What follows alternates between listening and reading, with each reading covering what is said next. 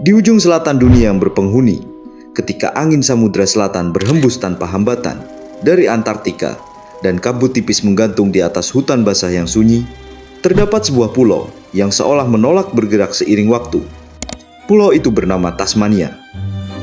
Ia bukan sekadar daratan yang terpisah oleh laut, melainkan sebuah fragmen masa lalu bumi, tempat evolusi mengambil jalur yang menyimpang, lambat, dan terkadang terasa nyaris asing dibanding dunia modern.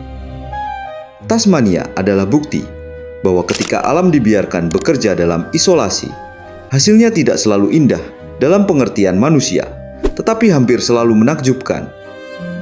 Sekitar 10 hingga 12 ribu tahun yang lalu, pada penghujung zaman es terakhir, mencairnya lapisan es global menyebabkan naiknya permukaan laut secara drastis.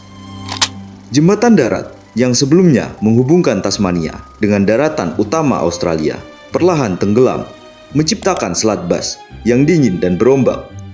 Peristiwa ini tampak sederhana dalam skala geologi, namun dampaknya luar biasa. Populasi flora dan fauna yang telah lama mendiami wilayah tersebut tiba-tiba terperangkap dalam isolasi total. Dalam terminologi biologi evolusioner, kondisi ini dikenal sebagai isolasi alopatrik, yaitu pemisahan populasi oleh penghalang geografis yang menghentikan aliran gen. Sejak saat itu, Tasmania berubah menjadi sebuah laboratorium alam tertutup, tempat seleksi alam bekerja tanpa gangguan dunia luar. Ketika daratan Australia berevolusi cepat, dipenuhi mamalia plasenta yang semakin kompetitif, Tasmania justru mempertahankan dunia lama. Marsupial tidak tersingkir, mereka tidak tergantikan. Sebaliknya, mereka berevolusi untuk mengisi hampir seluruh peran ekologis penting, termasuk peran yang di tempat lain ditempati oleh predator besar plasenta. Inilah titik awal keanehan besar dalam sejarah evolusi pulau ini. Salah satu hasil paling mencolok dari eksperimen alam tersebut adalah kehadiran Thylacinus cynocephalus, makhluk yang dikenal sebagai harimau Tasmania. Secara visual, hewan ini tampak seperti anjing liar dengan loreng gelap di punggungnya, tubuh ramping, dan rahang panjang penuh gigi tajam. Namun kesan itu menipu. Thylacinus bukanlah canid, bukan pula kerabat serigala. Ia adalah marsupial, lebih dekat secara kekerabatan dengan kanguru daripada dengan anjing. Kemiripan bentuknya dengan predator plasenta adalah hasil dari evolusi konvergen, sebuah proses di mana organisme yang tidak berkerabat mengembangkan karakteristik morfologis serupa karena menempati nisah ekologi yang sama. Dalam ekosistem Tasmania sebelum kedatangan manusia Eropa, Thylacinus cynocephalus berfungsi sebagai predator puncak. Ia mengendalikan populasi herbivora dan menjaga keseimbangan komunitas biologis. Dari sudut pandang ekologi modern, perannya sangat krusial. Namun ketika kolonisasi dimulai, keseimbangan ini runtuh. Harimau Tasmania dituduh sebagai pembunuh ternak, diburu dengan hadiah uang, dan perlahan disingkirkan dari alam liar. Individu terakhir yang diketahui mati pada tahun 1936 di kebun binatang Hobart menandai berakhirnya satu garis evolusi unik yang telah bertahan jutaan tahun.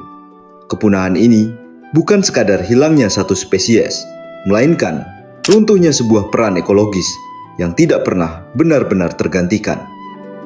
Setelah kepergian Thylacinus, satu-satunya karnivora besar yang tersisa di Tasmania adalah Sarcophilus hericii, setan Tasmania.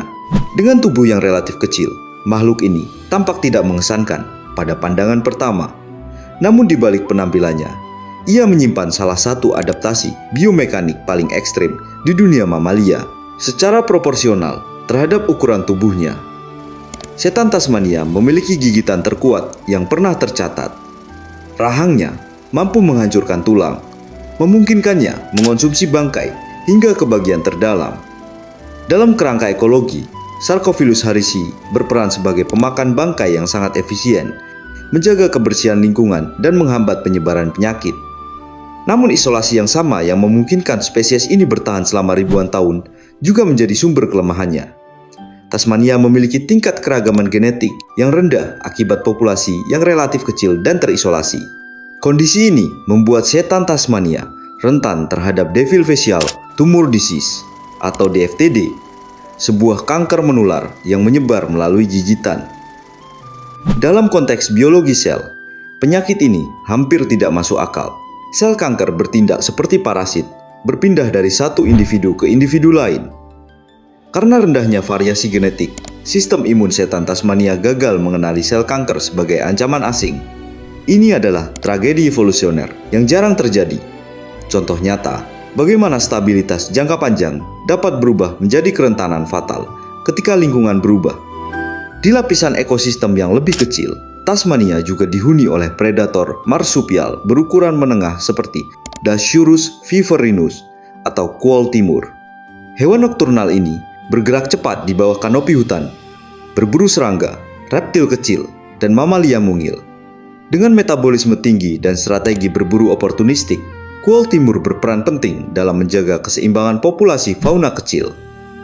Dari perspektif evolusi, ia adalah relik dunia lama, sisa masa ketika marsupial mendominasi berbagai peran trofik sebelum mamalia plasenta menyebar luas di planet ini. Namun dunia Tasmania tidak selalu dihuni oleh makhluk berukuran kecil hingga menengah. Pada masa Pleistosen, pulau ini menjadi rumah bagi megafauna marsupial raksasa. Salah satunya adalah Diprotodon optatum, marsupial terbesar yang pernah hidup, dengan ukuran tubuh sebanding dengan badak modern. Sebagai herbivora megafauna, Diprotodon membentuk lanskap melalui pola makan dan pergerakannya, memengaruhi struktur vegetasi dan siklus nutrien. Bersamanya hidup Procoptodon goliath, kanguru raksasa berwajah pendek yang mampu berdiri lebih dari 2 meter, menunjukkan eksperimen evolusi ekstrem dalam morfologi dan postur marsupial. Kepunahan megafauna ini tidak terjadi secara kebetulan. Bukti paleontologi dan arkeologi menunjukkan korelasi kuat antara hilangnya spesies-spesies besar ini dengan kedatangan manusia purba serta perubahan iklim yang cepat. Kombinasi tekanan perburuan, pembakaran lanskap, dan perubahan vegetasi menghancurkan keseimbangan lama yang telah bertahan puluhan ribu tahun. Sejak saat itu, ekosistem Tasmania menyusut, kehilangan raksasa-raksasanya, dan menjadi lebih rapuh. Keanehan Tasmania tidak berhenti pada dunia hewan. Flora pulau ini sama luar biasanya. Banyak hutan Tasmania adalah sisa langsung dari flora Gondwana, super benua purba yang pernah menyatukan Australia, Antartika, Afrika, dan Amerika Selatan. Salah satu simbol terkuat dari warisan ini adalah Lagerostrobos franklini atau Huon Pine. Pohon ini tumbuh sangat lambat dan dapat hidup lebih dari 2000 tahun. Kayunya kaya akan minyak alami yang membuatnya tahan terhadap pembusukan dan organisme perusak. Dari sudut pandang filogenetik, Huon Pine adalah fosil hidup hampir tidak berubah sejak zaman dinosaurus. Ia tidak berevolusi untuk cepat atau agresif, melainkan untuk bertahan dalam stabilitas jangka panjang. Bersama Huon Pine, tumbuh Atrotaxis slaginoides atau King Billy Pine, konifer endemik Tasmania dengan struktur anatomi primitif. Jaringan kayunya mencerminkan tahap awal evolusi tumbuhan berbiji. Namun adaptasi purba ini membawa konsekuensi. Pohon ini sangat rentan terhadap api, ancaman yang semakin sering terjadi akibat perubahan iklim modern. Di sini terlihat ironi besar evolusi. Apa yang dahulu menjadi keunggulan, kini berubah menjadi kelemahan. Di antara hutan konifer purba tersebut, tumbuh Eucalyptus delegatensis subspesies tasmaniensis, bentuk eukaliptus yang berevolusi khusus untuk iklim dingin dan lembab, tidak seperti kerabatnya di daratan Australia yang cepat tumbuh dan agresif. Subspesies ini menunjukkan adaptasi fisiologis yang lebih konservatif, memungkinkan bertahan di tanah miskin nutrien dan suhu rendah. Ia adalah contoh bagaimana bahkan dalam satu genus yang sama, isolasi geografis dapat menghasilkan jalur evolusi yang sangat berbeda. Semua ini menjadikan Tasmania lebih dari sekadar pulau. Ia adalah arsip hidup tentang bagaimana evolusi bekerja ketika diberi waktu dan ruang tanpa gangguan. Spesies-spesies di sini tidak berevolusi untuk menaklukkan dunia, melainkan untuk menjaga keseimbangan kecil yang rapuh. Mereka tidak mengejar kecepatan atau dominasi, melainkan kecukupan ekologis. Namun ketika manusia modern datang membawa senjata, api, dan perubahan cepat, banyak dari eksperimen evolusi ini tidak pernah diberi kesempatan untuk menyesuaikan diri.